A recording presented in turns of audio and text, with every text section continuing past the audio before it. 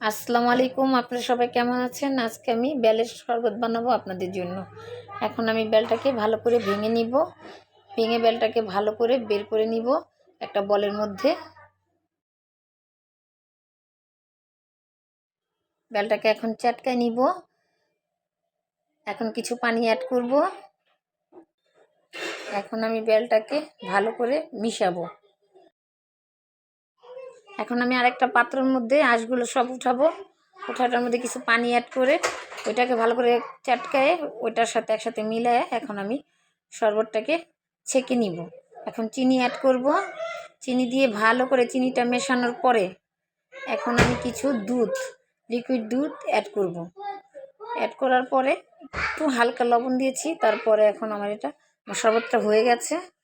এখন আমি গ্লাসে ঢালবো। আমাদের চ্যানেলটিকে সাবস্ক্রাইব করবেন, লাইক কমেন্ট শেয়ার করবেন, আমাদের পাশে থাকবেন।